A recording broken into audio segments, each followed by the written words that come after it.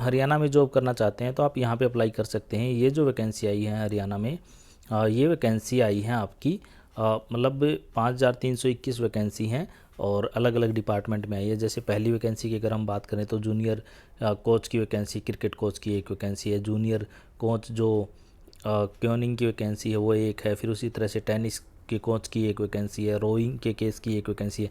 Ayush department में 13 vacancy निकली हैं और जो फायर ऑपरेटर कम ड्राइवर की वैकेंसी निकली है 1646। पटवारी की 588 वैकेंसी हैं, कनाल पटवारी की 1100 वैकेंसी है, ग्राम सचिव की 697 वैकेंसी हैं। ये सारी वैकेंसी मतलब जो सीईटी के एग्ज़ाम के थ्रू होनी थी वो वाली वैकेंसी हैं।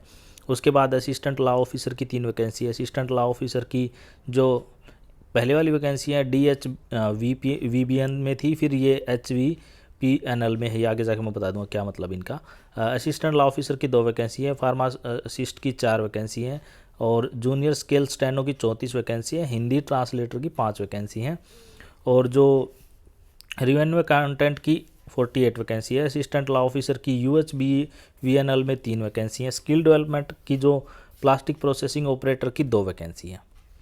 अकाउंट क्लर्क की 22 वैकेंसी हैं। सब डिविजनल क्लर्क की 49 वैकेंसी है। जो जिलेदार है वाटर इरिगेशन से रिलेटेड उनकी 23 वैकेंसी है। लेबोरेटरी अटेंडेंट की 28 वैकेंसी है। जो सुपरवाइज़र फीमेल की 19 वैकेंसी हैं। सुपरवाइज़र फीमेल जो ग्रेजुएट है उनकी 57 वैकेंसी हैं। सब इंस्पेक्टर जो जनरल है जैसे मतलब कोऑपरेटिव सोसाइटी में उनकी 409 वैकेंसी हैं।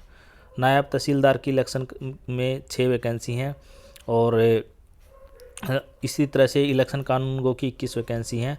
ऑटो डीजल मैकेनिक की 39 वैकेंसी हैं। रिसेप्शनिस्ट कम टेलीकॉम ऑपरेटर की 9 वैकेंसी हैं और इलेक्ट्रीशियन की 115 वैकेंसी है। स्टोर कीपर की 15 वैकेंसी है। इंस्पेक्टर की 32 वैकेंसी है। इलेक्ट्रीशियन की 4 वैकेंसी है। जूनियर मैकेनिक की 10 वैकेंसी है और ये फिर अकाउंट क्लर्क की 11 वैकेंसी हैं। स्टोर कीपर की 3 वैकेंसी हैं। स्टोर क्लर्क की 6 वैकेंसी है। जो टर्नर इंस्पेक्टर होती है उनकी 93 वैकेंसी है। फीटर की 144 वैकेंसी। फार्मासिस्ट की जो ESIH होता है जो उसमें 25 वैकेंसी है। लेबोरेटरी टेक्नीशियन की 28 वैकेंसी। इस तरह से 5321 वैकेंसी हैं।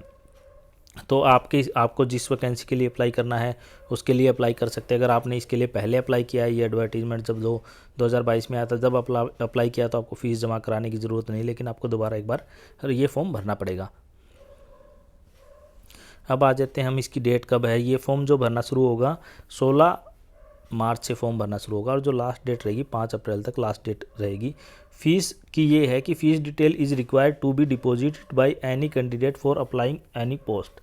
देखो, no fees is required, no fees is required to be deposited by any candidate for applying post.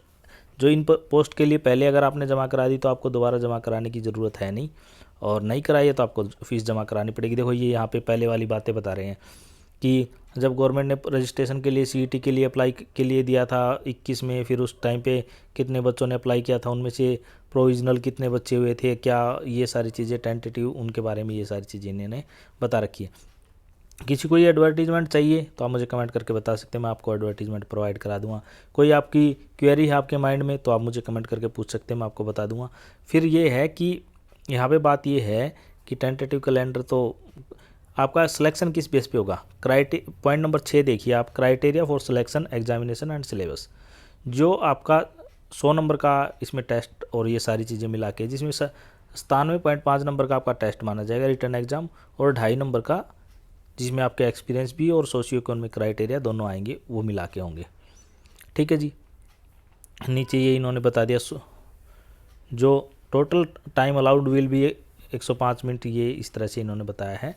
और सिलेबस इन्होंने सोशियो इकोनॉमिक कंडीशन में क्या क्या इंक्लूड होगा कि फैमिली में से कोई गवर्नमेंट जॉब में नहीं हो, इनकम जो है 1,80,000 से कम हो, ये सारी चीज़ें, परिवार पहचान पत्र होनी चाहिए, और वीडो है तो फिर विमुक्त जाति में आते हैं, ट्राइब में आते हैं, इस तरह से करके इनको प्रोवाइड किया जाएगा।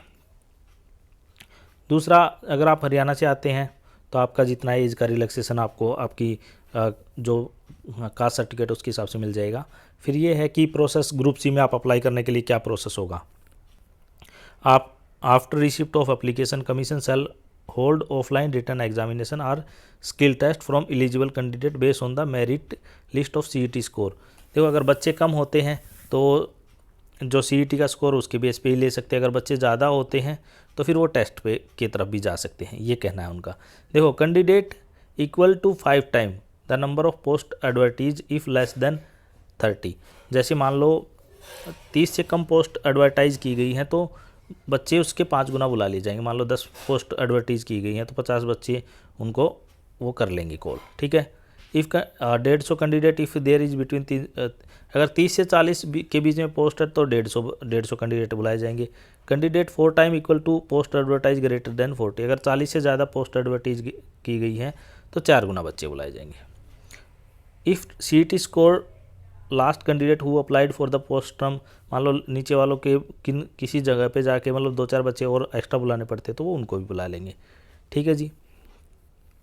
फिर उनका क्वालिफिकेशन देखी जाएगी, किस तरह की क्वालिफिकेशन है, नंबर वगैरह देखे जाएंगे।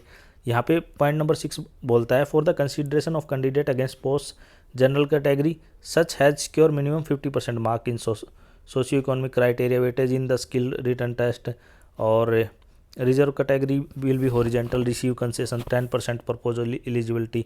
तो कट ऑफ मार्क क्या ये इनके बारे में बता रखा है इन्होंने। फिर हमारे पास जो बात आती है इम्पोर्टेंट, ये तो हमारा हो गया, फीस का हो गया, और ये पॉइंट भी हमारे ऑलमोस्ट इनका कुछ इतना खास इम्पोर्टेंट नहीं है। तो ये एज रिलैक्सेशन, एज ज़रूरी है। एज कब तक आप अप्लाई, देखो एज ये है, एज का कहना ये है कि आप 42 साल तक आप अप्लाई कर सकते हो। फिर आपका शेड्यूल कास्ट के लिए 5 साल, BC के लिए 5 साल की, हरियाणा वालों के लिए ये रिजर्वेशन। बाहर से हैं तो आप जनरल में अप्लाई करेंगे। और इसके लिए एक्सपीरियंस, अगर आपके पास एक्सपीरियंस है तो आप वो भी आप लगा सकते हैं। कहीं जॉब कर रहे हैं तो आप NOC उसका लेके रख लें आपके at the time of interview या सिलेक्शन के टाइम, डॉक्यूमेंट वेरिफिकेशन के टाइम आपको दिखाना पड़ेगा, ठीक है जी। How to apply, online apply करना है आपको जी। Online shall be invited direct recruitment, group C की पोस्ट है, वेरियस डिपार्टमेंट बोर्ड और कमीशन, मतलब अलग अलग जगह पे हैं, आपको ऑनलाइन के लिए अप्लाई करना है। मैं फॉर्म, अगर किसी को फॉर्म भरने में कोई प्रॉब्लम आ रही तो आप मुझे कमेंट करके बता देना, मैं आपको उसमें भी हेल्प कर दूंगा, ठीक है जी।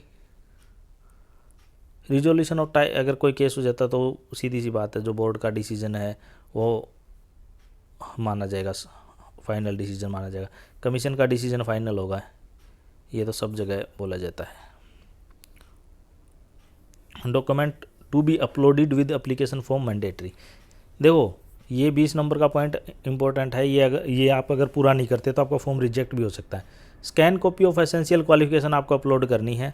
स्कैन सर्टिफिकेट जो वेटेज आप सोशियो इकोनॉमिक क्राइटेरिया वो आपको अपलोड करना है। फ़ोटो अपलोड करना है, साइन अपलोड करने हैं, क्वालिफिकेशन हायर हैं वो भी अपलोड करने हैं। जो अगर आपके पास एक्स्ट्रा कोई आपके एक्सपीरियंस वगैरह है वो भी आपको अपलोड करना है। साथ में डिक्लेरेशन अपलोड करनी है आपको हैंड रिटन। अगर ये नहीं करते तो आपका फॉर्म रिजेक्ट हो जाएगा।